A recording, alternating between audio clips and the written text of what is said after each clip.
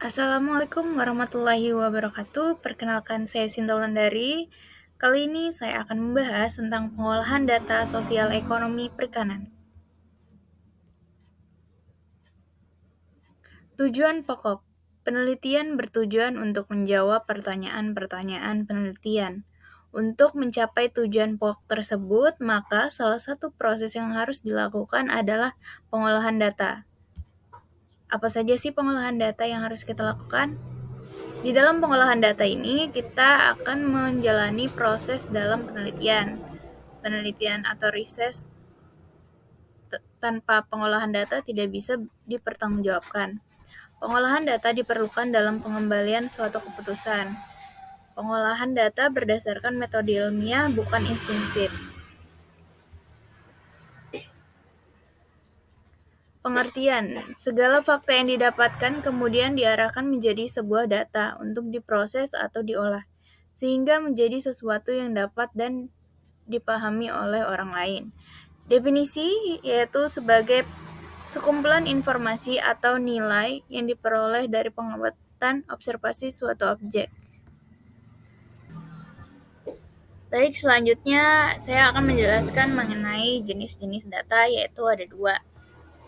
Yang pertama ada kuantitatif, yang kedua kualitatif, di mana kuantitatif ini data yang berbentuk angka, misalnya harga saham, besarnya pendapatan, dan lain-lain. Kemudian untuk kualitatif adalah data yang tidak berbentuk angka, misalnya kuesioner, pertanyaan tentang suasana kerja, kualitas pelayanan sebuah koperasi, dan lain-lain.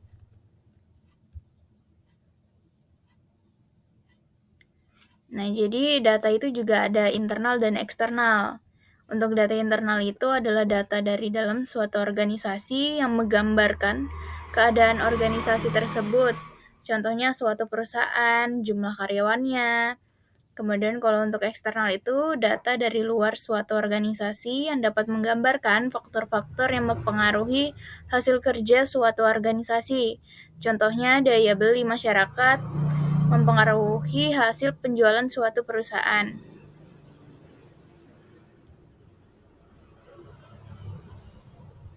Jenis data menurut memperolehnya, yaitu ada 3. Yang pertama, primer, data yang dikumpulkan sendiri oleh perorangan atau suatu organisasi secara langsung dari objek yang diteliti dan untuk kepentingan studi yang bersangkutan yang dapat berupa interview, observasi. Terus yang kedua ada sekunder, data yang diperoleh atau dikumpulkan dan disatukan oleh studi-studi sebelumnya atau telah diterbitkan oleh berbagai instansi lain, biasanya sumber tidak langsung berupa data dokumentasi dan arsip-arsip. Tersier, data yang diperoleh berdasarkan kebutuhan yang sering sebagian orang disebut kebutuhan akan sesuatu yang bersifat mewah. Kebutuhan tersier ini merupakan kebutuhan yang dipenuhi terakhir.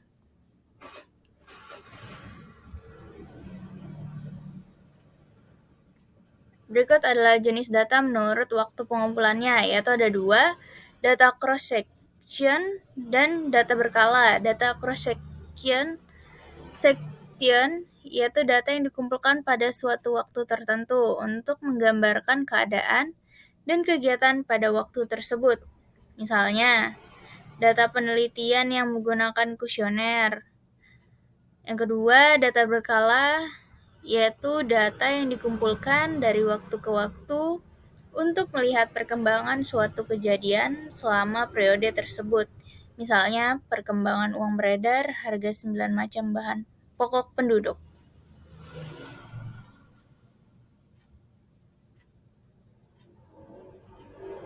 Pengumpulan data ada 5. Yang pertama itu ada wawancara dengan cara di interview, kedua kuesioner menggunakan angket, kemudian ketiga yaitu observasi, pengamatan, yang keempat tes dan skala objektif, kelima metode proyektif.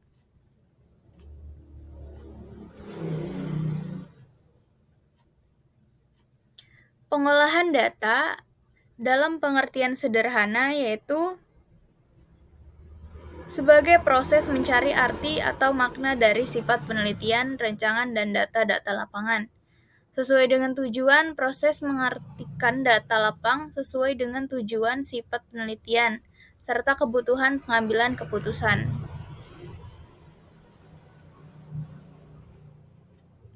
Sosial ekonomi perikanan di dalam pengolahan data, yaitu pengolahan data sosial ekonomi dalam konteks ekonomi perikanan melibatkan analisis data yang berkaitan dengan aspek sosial dan ekonomi. Dalam industri perikanan, berikut adalah beberapa materi yang bisa menjadi dasar untuk pengolahan data sosial ekonomi dalam ekonomi perikanan.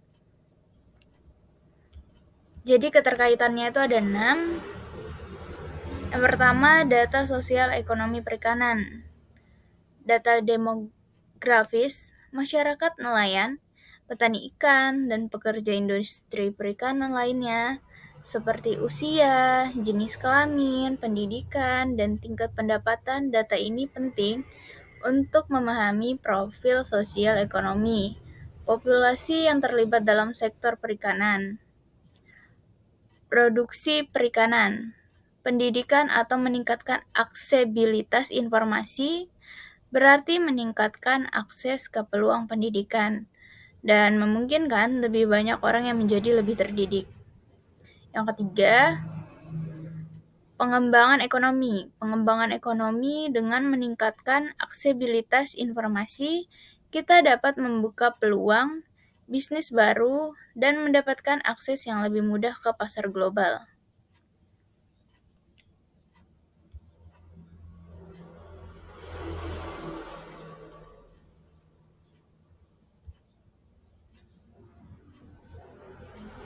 Terus yang keempat itu ada data kebijakan dan regulasi, di mana data tentang regulasi perikanan ini akan membahas kebijakan pengelolaan sumber daya perikanan dan implementasi kebijakan di tingkat lokal, nasional, dan internasional.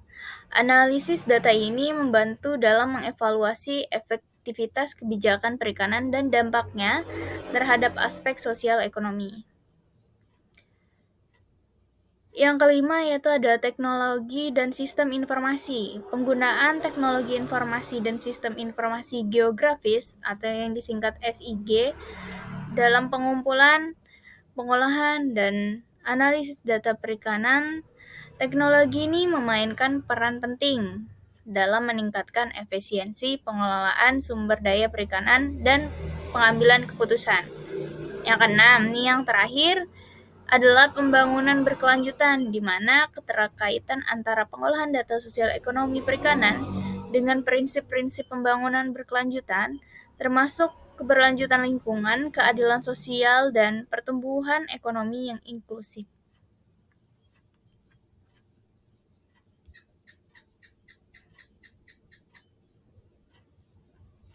Baik, selanjutnya saya akan membahas tentang statistik dan statistik non-parametrik, di mana statistik parametrik ini adalah cabang statistik yang berkaitan dengan pengujian hipotesis dan estimasi parameter populasi berdasarkan asumsi tertentu tentang distribusi data.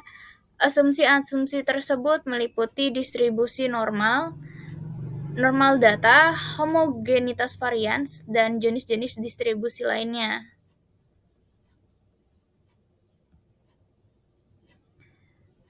Statistik parametrik itu ada 2 skala. Yang pertama, skala interval adalah skala pengukuran yang memiliki sifat interval atau jarak antar titik skala yang konsisten dan terukur. Dan pada skala interval, ada tingkat perbedaan yang sama antara setiap titik pada skala. 0 pada skala interval bukanlah 0 absolut, tetapi merupakan titik 0 yang ditetapkan secara arbitrer. Yang kedua yaitu ada skala rasio, memiliki semua karakteristik skala interval, namun memiliki 0 yang mutlak, dan 0 pada skala rasio adalah 0 yang benar-benar 0 dan memiliki arti absolut, bukan hanya titik awal yang ditetapkan secara arbitrer. Contohnya, interval termasuk suhu Celsius atau Fahrenheit, skor IQ, dan skala waktu, misalnya waktu dalam jam. Kemudian rasio termasuk tinggi, berat, badan, pendapatan, jumlah uang, dan jumlah produksi. Dalam analisis data, penting untuk memahami jenis skala yang digunakan. Karena ini akan mempengaruhi pilihan metode statistik yang tepat untuk digunakan, serta interpretasi hasil data. Skala rasio memberikan informasi yang lebih kaya dan memungkinkan analisis statistik yang lebih canggih dibandingkan dengan skala interval.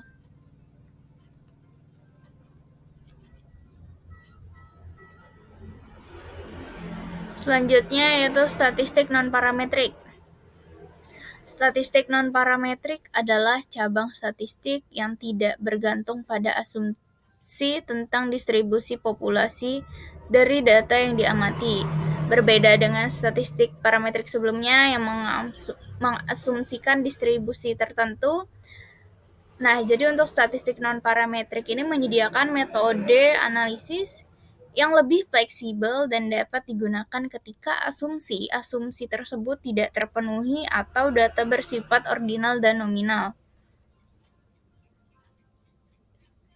ataupun ordinal atau nominal.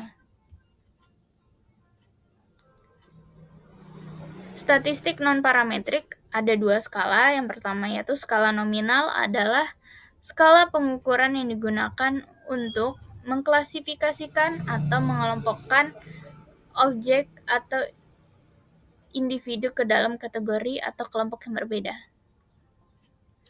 Yang kedua, ordinal adalah skala pengukuran yang memungkinkan kita untuk mengurutkan atau memeringkat objek atau individu berdasarkan tingkat tertentu dari suatu atribut atau karakteristik, tetapi perbedaan antara tingkat tidak selalu sama atau terukur.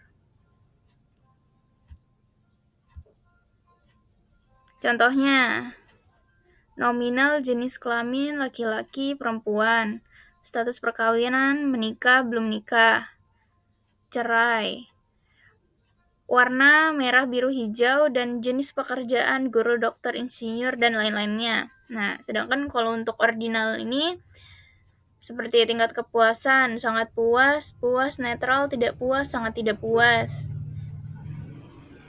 Kemudian tingkat pendidikan, SD, SMP, SMA, diploma, sarjana, dan tingkat kesulitan, mudah, sedang, sulit.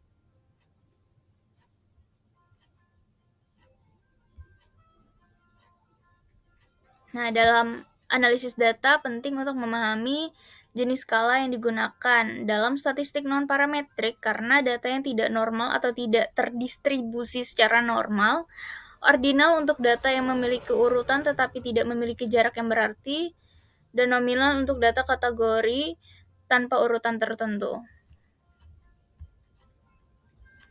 Perbandingan antara kuantitatif dan kualitatif. Yang pertama yaitu menjelaskan dan memprediksi. Untuk kuantitatif, kualitatif menjelaskan dan mendeskripsikan. Terus untuk kuantitatif menguji teori variabel, diketahui sampel besar, instrumen terstandarisir. Sedangkan kalau untuk kualitatif ini membangun teori, tidak diketahui variabelnya, sampel kecil, observasi, dan interview.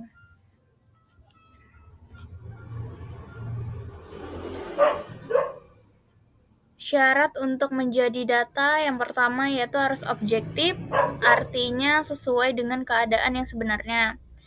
Kedua, representatif,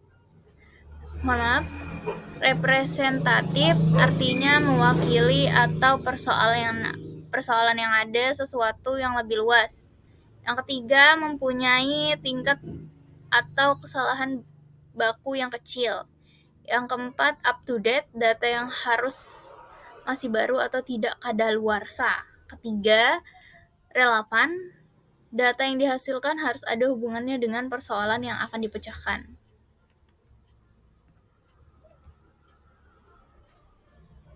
Analisis data kualitatif ada 3. Yang pertama itu ada iteratif progresif atau siklus terus berulang ketika peneliti memikirkan sesuatu yang telah ada di data dan memikirkan hal baru sehubungan dengan data itu. Jadi analisis ini spiral yang tak terbatas. Yang kedua itu rekursif, yaitu suatu hal yang diamati bisa membawa peneliti kepada bagian yang sudah diamati sebelumnya. Yang ketiga, holografis, yaitu setiap langkah dalam proses merupakan bagian dari keseluruhan proses.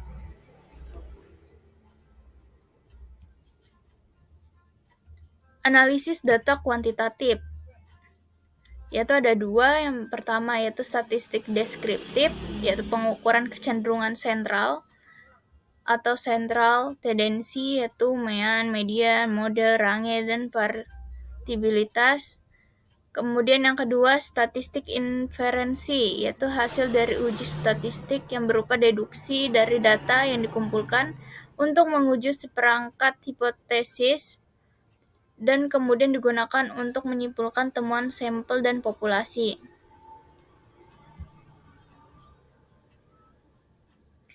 Kelebihan kuantitatif dapat digunakan untuk menduga atau meramal hasil analisis, dapat memperoleh dengan pasti dan akurat apabila digunakan sesuai aturan-aturan yang telah ditetapkan.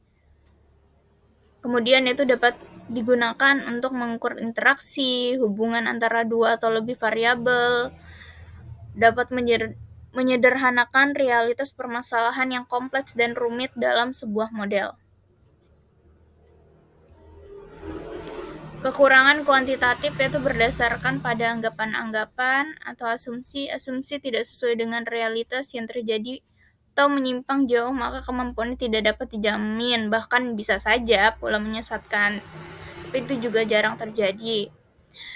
Data harus berdistribusi normal dengan skala pengukuran data yang harus digunakan adalah interval ataupun rasio. Tidak dapat digunakan untuk menganalisis dengan cuplikan sampel yang jumlahnya sedikit kurang dari 30.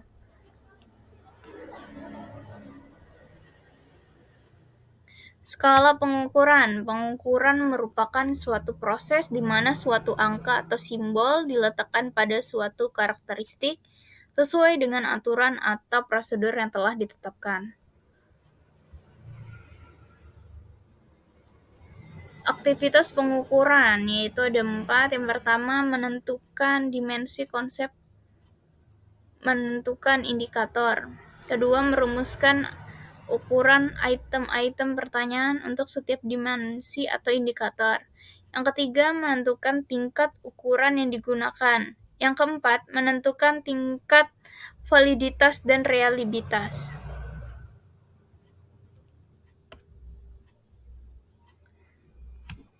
Definisi operasional. Dalam penelitian empirik menggunakan pendekatan kuantitatif, konsep-konsep yang relevan dan bernilai sentral harus dioperasional. Yang kedua, konsep-konsep tersebut tidak cukup hanya didefinisikan secara eksplisit. Yang ketiga, fungsi dari konsep yaitu fungsi pragmatik atau operasional, mengendalikan dan mengarahkan perilaku individu. Kriteria kuantitatif yaitu ada 3. Yang pertama, valid, yaitu data yang tidak berbeda. Yang kedua, reliable, yaitu data yang dapat dipercaya. Yang ketiga, objektif, yaitu derajat kesepakatan. Studi kasus, statistik parametrik dan statistik non-parametrik. Pengaruh pendidikan wisata mangrove terhadap kesadaran, yaitu studi kasus statistik parametrik. Sebuah kelompok peneliti ingin menentukan apakah program pendidikan wisata mangrove dapat meningkatkan kesadaran lingkungan pada masyarakat setempat. Mereka mengambil sampel acak atau accidental sampling dari 60 peserta yang mengikuti program pendidikan wisata mangrove dan mengukur tingkat kesadaran lingkungan mereka sebelum dan sesudah mengikuti program tersebut. Berikut adalah skor kesadaran lingkungan sebelum dilakukannya pendidikan wisata mangrove dan sesudah dilakukannya pendidikan wisata mangrove.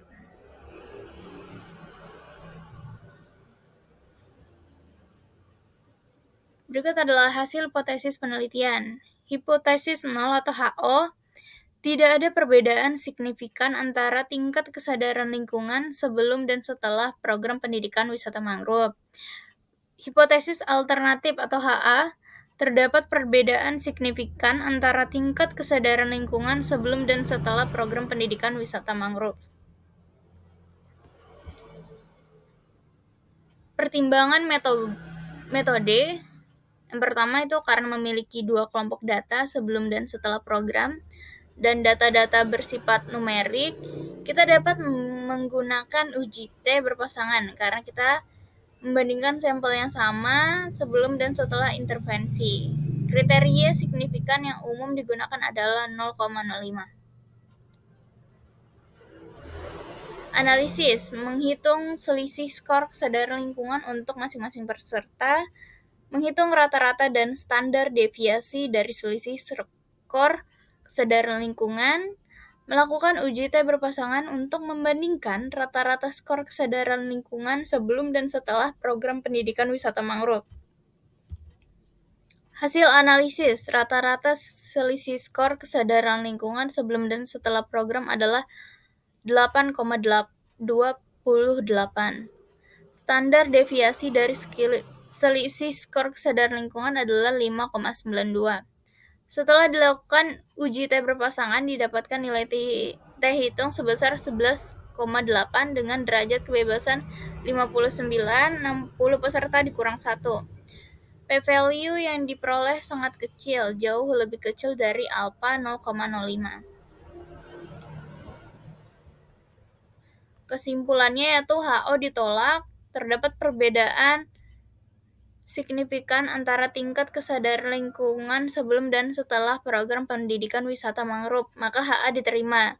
Dengan demikian dapat disimpulkan bahwa program pendidikan wisata mangrove secara signifikan meningkatkan kesadaran lingkungan pada masyarakat setempat.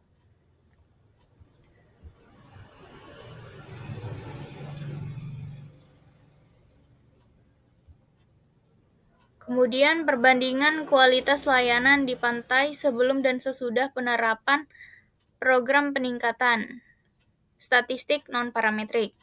Pemerintah daerah ingin mengetahui apakah program peningkatan layanan yang diterapkan di pantai wisata telah meningkatkan kepuasan pengunjung. Mereka mengumpulkan data survei kepuasan pengunjung sebelum dan sesudah penerapan program peningkatan layanan selama 3 bulan.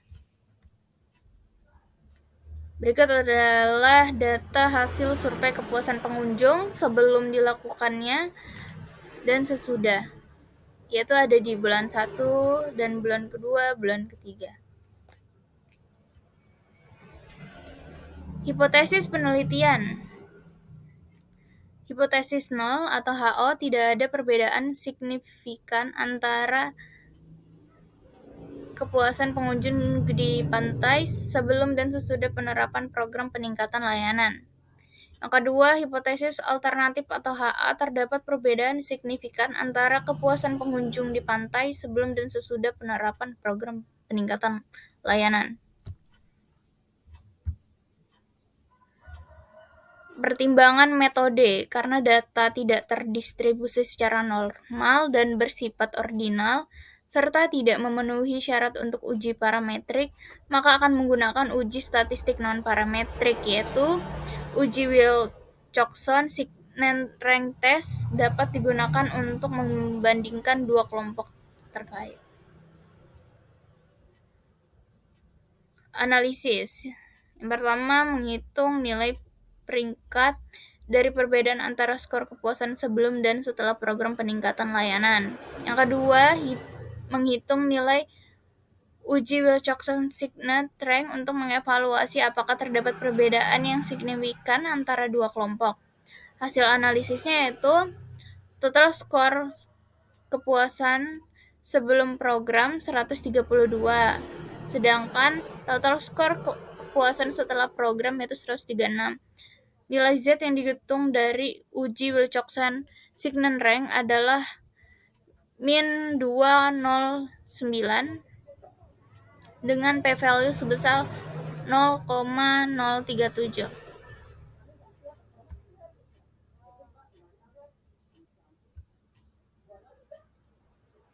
Kesimpulannya yaitu HO ditolak, HA diterima karena terdapat perbedaan signifikan antara kepuasan pengunjung di pantai sebelum dan sesudah penerapan program peningkatan layanan. Yang kedua, dapat disimpulkan bahwa program peningkatan layanan memiliki dampak yang positif terhadap kepuasan pengunjung di pantai. Baik, terima kasih. Saya memohon maaf apabila terjadi kesalahan atau kekeliruan dalam materi yang saya sampaikan. Kurang dan lebihnya saya memohon maaf. Wabillahi taufiq wal hidayah. Wassalamualaikum warahmatullahi wabarakatuh.